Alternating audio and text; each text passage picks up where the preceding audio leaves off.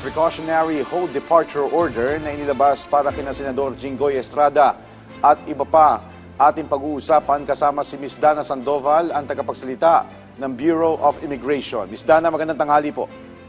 Magandang tanghali din po sa inyo at sa lahat po ng tumatangkilik ng inyong programa.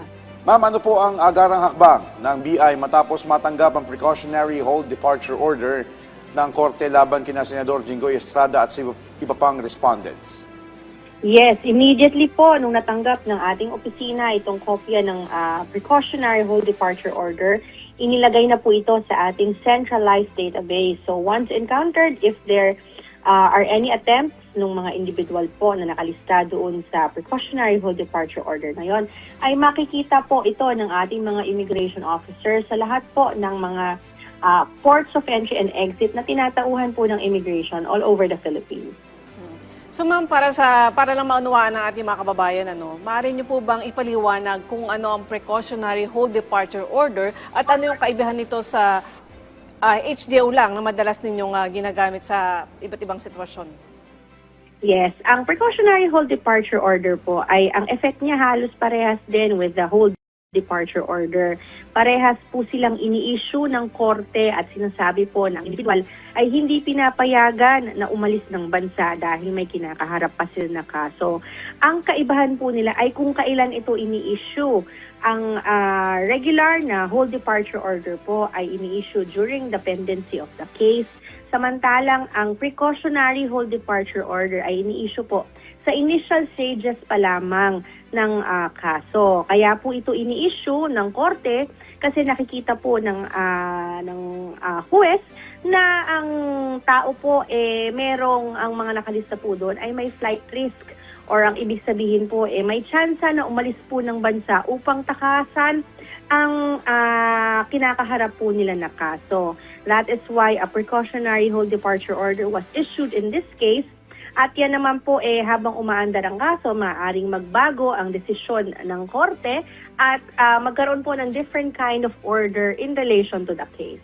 Okay. Ma'am, pagdating naman po sa pagpapatupad, may pagkakaiba ba itong PHDO sa HDO sa mga paliparan at pantalan para matiyak nga na hindi makalalabas ng bansa ang mga sakop nitong kautusan? Parehas po ang magiging effect nila. The subject will not be allowed to leave the country without the explicit approval of the court na nag-issue po ng hold departure order. With the hold departure order po kasi sinasabi na hindi muna maaaring umalis ng bansa yung subject dahil may kaso siya na kinakaharap. Kaya ang korte din, dahil sinabi po yun ng korte, ang korte din po ang magsasabi kung ang tao po ay pwede nang payagan. There are cases po na pinapayagang umalis ang subject ng hold departure order or precautionary hold departure order nang hindi po inaalis sila doon sa listahan na yon kung meron pong mga emergency cases or important matters na kailangan nilang attendan. Iyan po ay ini-issuehan ng allow departure order ng mga korte na siya pong pinapakita sa immigration. Only with that po sila mapapayagan or kung ilis na po ng korte ang precautionary hold departure order against them. So ma'am, ano po yung standard procedure na ginagamit ng Bureau of Immigration sa pag-verify ng mga pangalan at syempre yung detalye ng mga individual na saklaw nitong PHDO bago payagang makabiyahe? Ito naman po sa PHDO, normally po, we verify the identities, kung nakalagay po doon ang buong pangalan, usually ang date of birth, kung meron pong mga discrepancy or hindi po, or may mga kapangalan, halimbawa, yan po ay vini-verify natin with the courts or all the other agencies na maaring related doon sa kaso. As in this case naman po, since they are well-known public figures, the officers would know po na sila mismo yung mga subjects ng precautionary hold departure order at agad po itong mai-implement if encountered po natin sa ating mga international ports of entry and exit. Okay. Ma'am, dito po sa usapin kung saan nagsumiti po ng counter affidavit si dating DPWH Secretary Manuel Bunoan at tumihingi nga po ng permiso sa DOJ sa kanyang planong pagpunta ng Amerika. Sa mga ganitong instances po na nasa investigasyon pa lamang ng DOJ, paano po ninyo binabalanse yung pagpapatupad ng utos ng korte at yung karapatan na maglakbay ng isang individual? Yes po, sa atin po, malinaw ang utos ng korte na hindi po napapayagan sila na umalis po ng bansa. If they wish po to present any documentation saying that their travel is very essential po at kinakailangan talaga nila, as in this case po, I think it's for medical reason of his wife, then maaari po nilang isumiti yun sa korte at ang korte po ang magdedesisyon if he will be given an allowed departure order. At yan naman po, kapag pumayag ang korte, the immigration po will implement it doon po sa ating mga systems din. Ma'am, gaano po ba kabilis na ipaparating sa lahat ng immigration checkpoints yung ganitong uri ng kautusan? Ano po yung sistema para maiwasan yung delay o pagkukulang sa pagpapatupad nito? Agad po yan. Once received po natin in a matter of minutes, siguro less than 10 minutes po, we are able to include that in our centralized database. And doon po sa centralized database natin, accessible na po yan sa lahat nationwide. So wala po siyang delay, it's in real time. So halimbawa po nailabas po ngayon ang whole departure order, any kind of order, in a matter of a few minutes, ayan po makakarating na all the way to the other regions of the Philippines. Okay. And also, ma'am, pakipaliwanag din po paano po yung proseso ng inyong coordination o ugnayan ng Bureau of Immigration sa mga korte at sa DOJ, lalo na kapag meron ng ginagawang o meron na mangyayaring pagbabago sa status ng kaso tulad ng pag-lift o pag-amyenda ng PHDO. Meron po bang discretion ang BI somehow na kung sakaling wala pang utos, naka-flag itong taong ito, pipigilan nyo lang makalabas ng bansa?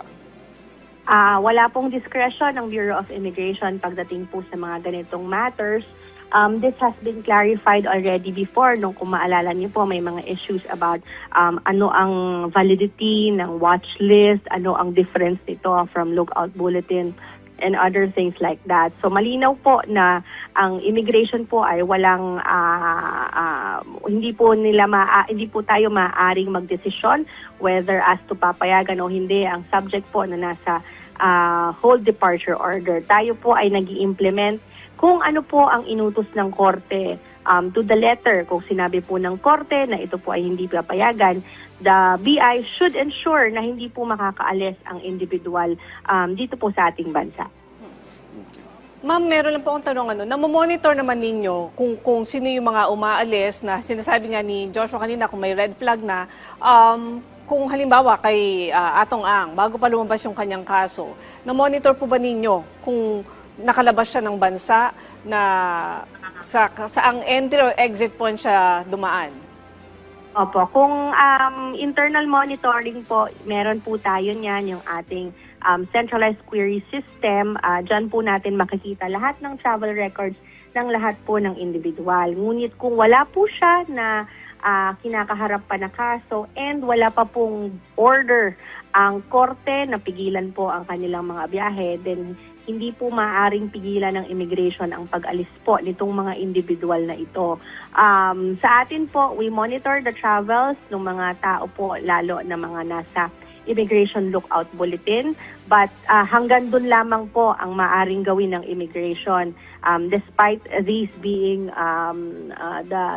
these individuals being the subject of public scrutiny, hanggat wala pong ino-order ang korte na wala pong ibinababa ang korte na kautusan na pigilan po ang kanilang biyahe, ay hindi po namin maaaring mapigilan ang travel nitong mga ito. Alright, mensahe niyo lang po sa publiko sa inyong patuloy na pagtutok sa mga taong hinaabangan natin o yung mga nasa whole departure order o yung mga naka-PHDO pa lang. Yes, marami pong naging pagbabago ngayon, lalo po itong mga bagong lumabas na precautionary whole departure order. Makakaasa naman po ang publiko na tinututukan po ito ng Bureau of Immigration para masigurado po natin na mai-implement po ito ng ating ahensya sa lahat po ng international ports of entry and exit. Yun lamang po. Right, on that note, maraming salamat po sa inyong oras, Ms. Dana Sandoval, ang tagapagsalita ng Bureau of Immigration.